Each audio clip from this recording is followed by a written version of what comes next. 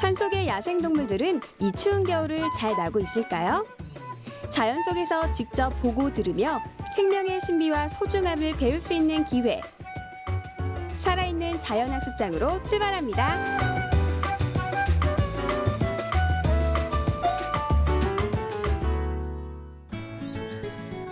서울과 경기도 구리시에 걸쳐 있는 아차산. 춥다고 실내에만 콕 박혀 있다가 이렇게 오랜만에 자연으로 나오니 기분이 무척 상쾌했는데요. 추위를 꿋꿋이 이겨내고 있는 사철 나무들도 보이고요. 마치 저를 반겨주는 듯한 새들의 노랫소리에 저절로 발걸음이 가벼워졌습니다. 공기 좋다. 한적하고 고즈넉한 겨울산의 정취를 마음껏 감상하며 생태학습장이 있는 곳으로 발길을 옮겼는데요.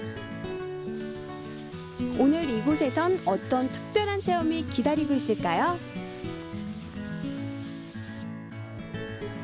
첫 번째 자연학습 주제는 다양한 새 종류와 그 특징 알아보기. 주말을 맞아 학습장을 찾은 가족들의 모습이 보이는데요. 자연을 찾아 멀리 떠나지 않아도 되고 거기에 무료로 참여할 수 있어 부모님들에게 인기 만점이라고 합니다. 새를 만나러 가기 전 먼저 새에 대해 자세히 알아보기로 했는데요. 새똥은 특징이 뭘까? 대변을 넣을 때 뭐를 같이 넣는다? 소변도 같이 넣어요. 그래서 새의 변은 항상 딱딱한 변이 아니라 무슨 똥이야? 물똥이야. 어떤 목표를 갖고 있어? 자기가 이렇게 새의 종류, 먹이 활동, 그리고 생리적인 현상까지 세세히 공부를 하는데요. 꼬마 친구들도 제법 의젓하게 앉아 집중을 잘 하고 있습니다. 자, 그래서 이제 이렇게 새들의 특징을 이제 우리 공부를 했고, 그 다음에 지금부터 이제 새를 잘 볼 거예요. 우리가 여기 아차산에서 이제 나가서 새를 관찰할 건데, 일단 새가 이렇게 딱 보이면 우리가 이 새는 무슨 새다라는 걸 알아야 되잖아. 그렇지? 그래서 이제 책을 보면서 스미랑 같이 볼게요. 어디서 쪽에 있어요? 낮은 쪽에 있어요. 참새들. 집에서도 봤지. 우리 집 땅바닥에 나가는 있는 먹이들 많이 해서 보는 길이. 새를 직접 볼 수 있다는 설렘과 기대감에 열심히 새의 모습을 관찰하는 아이들인데요. 아이들만큼이나 우리 부모님들의 관심도 높습니다. 제법 크고 그러면서 이렇게 쭉쭉 날아다니는 요 새는 집밥꿀이고 되게 시끄럽게 찍찍거리는 새. 그래서 금방 볼 수 있어요. 집밥꿀이. 자, 까치 생긴 거 다 봤죠? 네. 그리고 까치는 어떻게 울어요? 깍깍깍깍 울어요. 그렇죠? 아이들의 반응이 무척 뜨겁죠? 보통 산새들은 크기와 색깔, 생김새가 비슷해 더욱 유심히 봐둬야 하는데요. 작은 몸집에 행동이 빨라 관찰하기가 쉽지 않다고 하네요. 또한 새들의 시각은 사람보다 300배, 청각은 150배, 후각도 200배가량 더 발달해 있어 신경이 무척 예민하다고 합니다. 또는 뭐 아니면 옛날에 그 뱁새가 황새 쫓아가다 다리 찢어진다라고 할 때 그 뱁새가 바로 붉은 머리 오목눈이에요. 한강변이나 이런 데 가면 사실은 굉장히 많이 볼 수 있어요. 붉은 머리 오목눈이 이것이 붉은 머리 오목눈이의 둥지인데요. 크기가 무척 작죠? 그런데 이 둥지엔 의외의 녀석이 자리를 독차지하고 있다고 합니다. 얘가 알을 딱 낳으면 그 나쁜 애가 뭐 헐레 와서 염탐하다가 알을 낳으면 뭐 헐레 와요. 와가지고 거기다가 자기 알을 딱 놓고 가는데 거의 2배 크기의 그 알을 놓고 가요. 근데 이 착한 붉은 머리 오목눈이는 자기 알이 아닌데 그걸 모르고 품어요, 같이. 이렇게 품다가 그 다음에 이 뻐꾸기 엄마가 와서 또 이제 계속 이제 또 관찰을 한대요, 이렇게. 그러다가 이 뻐꾸기가 먼저 태어날까요? 붉은 머리 오목눈이가 먼저 태어날까요? 알은 뻐꾸기를 나중에 낳고 훨씬 큰데도 얘가 먼저 태어나요. 뻐꾸기가 먼저 태어나서 얘는 또 엄마의 뒤를 이어서 나쁜 짓을 하는데 무슨 짓을 하냐면 남아있는 붉은 머리 오목눈이 알들을 자기 날개로 다 밀어줘요. 태어나자마자 그 짓을 해요. 다 밀어버리고 그리고 이제 거기서 혼자 기다려, 엄마를. 그럼 이제 엄마가 왔는데 알들이 다 없어졌어. 근데 새끼가 딱 하나밖에 없잖아. 그럼 자기 새끼인 줄 알고 또 열심히 먹이를 먹이는 거야. 작은 것이 붉은 머리 오목눈이 알이고 큰 것이 뻐꾸기 알인데요. 이렇게 먼저 태어난 뻐꾸기 새끼는 다른 알이나 새끼를 모두 둥지 밖으로 밀어내고 어미의 보살핌을 혼자 독차지하며 무럭무럭 자란답니다. 작은 애 이게 엄마예요? 이게 엄마예요? 얘가 엄마예요. 붉은 머리 오목눈이 엄마고 얘가 새끼야. 뻐꾸기 새끼인데 자기가 다 자랄 때까지 맘마 달라고 계속 줘야 되는 거야. 그리고 옆에 가서 뭐 하냐면 뻐꾸기 새끼가 다 자라면 어떻게 되냐고요? 자신을 지극정성으로 돌봐준 붉은 머리 오목눈이를 버리고 뻐꾸기를 따라 멀리 날아가 버린다고 하네요. 이게 나쁜 뻐꾸기. 이렇게 뻐꾸기가 남의 둥지에 탕란을 하는 이유는요. 뻐꾸기과의 새들은 여름철 새 중 서식지에 머무는 기간이 가장 짧아 그 기간 동안 둥지를 만들고 알을 낳아 육아를 할 충분한 시간적 여유가 없기 때문이라고 합니다. 뻐꾸기가 떠난 후엔 다시 안정적으로 번식할 수 있어 개체수를 유지하는 데는 큰 지장을 주지 않는다고 하네요. 어치도 많이 있어요. 어치도 되게 많이 있고, 어치는 장난꾸러기야. 그리고 얘는 성대묘사를 잘해요. 자, 어치가 누구를 약올리냐면 고양이 약올릴 줄 알아요. 여러분도 귀 기울여 잘 들어보세요. 이게 지금 요 나무 위에 어치가 울고 있는 거야. 고양이를 보고 여기 호랑지박이 소리. 이런 소리 혹시 들으면 호랑지박이 누가 휘파람 부는 소리처럼. 그래서 귀신처럼 울잖아. 그래서 이 호랑지박이는 산에 가서 들으면 진짜 무서운 소리예요. 자, 그다음에 검은둥 뻐꾸기 소리예요. 되게 재밌어. 여기 검은둥 뻐꾸기 역시 여름 소리. 그리고 그다음에 아기 울음소리 내고 있어요. 새가. 이 울음소리 외국새야.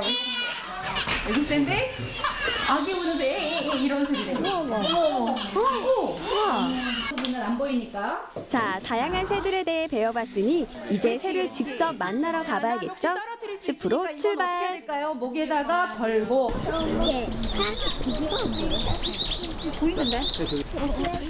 우리도 조용히 새소리가 들리는 곳으로 따라가 보겠습니다. 저 멀리 뭔가 보이나 본데요? 어디 있나요? 어머니들의 손가락이 바빠졌습니다. 아, 여기 열심히 먹이를 먹고 있는 새 한 마리가 보이네요. 다른 새들과는 달리 사람을 피하지 않는 특징이 있다고 합니다. 지금 왔다.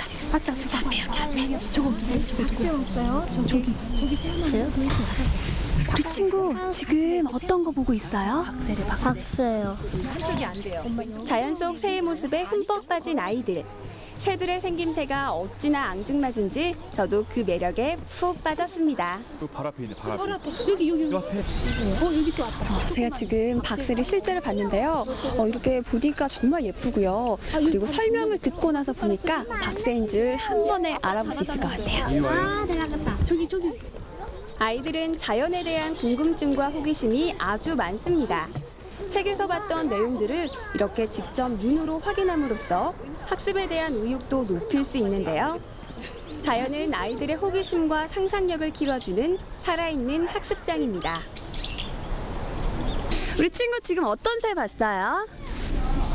박새하고 분줄박이하고요. TV에서 보던 것보다 실제로 보니까 신기해요. 알록달록한 것 같아요. 되게 추운 겨울에 집에만 있다가 나오니까 좋은 것 같고요. 아는 만큼 보인다고 새 설명 듣고 보니까 재밌네요.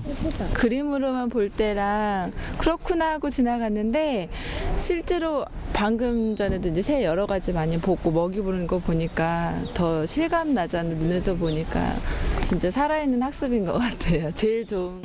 귀여운 새들의 특성도 알았고 이번엔 식물에 대해 알아보겠습니다.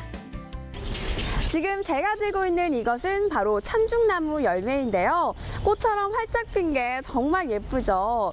이 봄에 나는 어린 잎은 향이 독특하기 때문에 나물이나 부침개로 해먹기도 한대요. 지금부터 이 열매와 나뭇가지를 이용해서 세상에 하나밖에 없는 나만의 액자를 만들어 보겠습니다. 나뭇가지, 나뭇잎, 열매, 곡식 등의 자연물을 이용해 장식품과 생활소품을 만들 수 있는데요.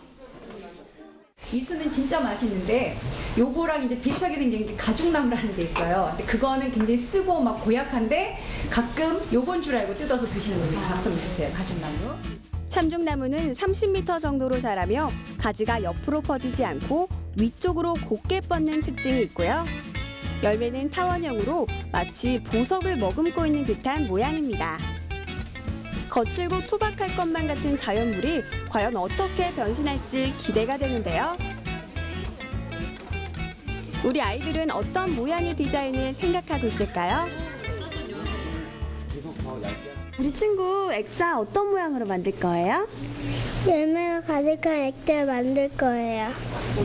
저는 솔방울을 여기다 이렇게 붙일 거예요. 솔방울 붙일 거예요? 어디다가? 여기 겉테두리에다가. 각자의 개성을 살린 액자 만들기. 먼저 고든 나뭇가지로 액자 틀을 만들고요. 그 안에 솔방울과 열매를 이용해 예쁘게 장식을 합니다. 저도 심혈을 기울여 액자를 만들어 봤는데요. 무지개를 향한 제 마음을 글씨로 표현해 봤습니다. 잘 만들었다. 저는 이 액자 안에 자연과 무지개를 담아봤는데요.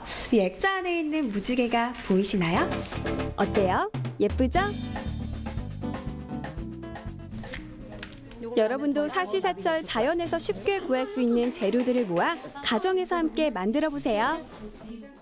뭐 곤충이나 뭐 이런 거다라고 얘기를 해주고 이러니까 창의성에도 많이 발달하는 것 같고 좋은 것 같아요. 생각하는 게 넓어지고. 집에서 못 해주는 걸 이렇게 나오면은 자연물로 해서 이용할 수 있으니까 좋은 경험인 것 같아요. 이거 제가 만들었어요. 앞사람과 인사하세요. 안녕하세요. 실제로 이 복돌이는 자연물을 이용해 만든 우리나라 대표 전통 도구. 이번엔 복조리를 만들어 보겠습니다. 복조리는 예로부터 쌀을 이는 기구이자 한 해의 복을 받을 수 있다는 의미를 담아 설날 아침 벽에 걸어두었던 풍습이 있었는데요. 옛 방식을 따라 손수 복조리를 만들어 보기로 했습니다. 복조리의 중심이 되어줄 세로 방향의 볏짚에 가로의 볏짚을 반복해서 엮으면 격자 구조의 튼튼한 손잡이가 완성되는데요. 언뜻 보기에는 쉬워도 상당한 기술과 정성을 필요로 하는 작업이더라고요. 서툰 솜씨이지만 배운 대로 열심히 따라해보는 가족들. 서서히 그 형태가 드러나는데요.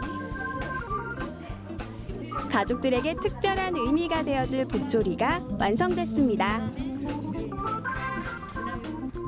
자, 이렇게 복조리가 완성됐는데요. 이제 이 복조리 안으로 들어올 복만 가득 받으면 되는 거겠죠? 새해 복 많이 받으세요.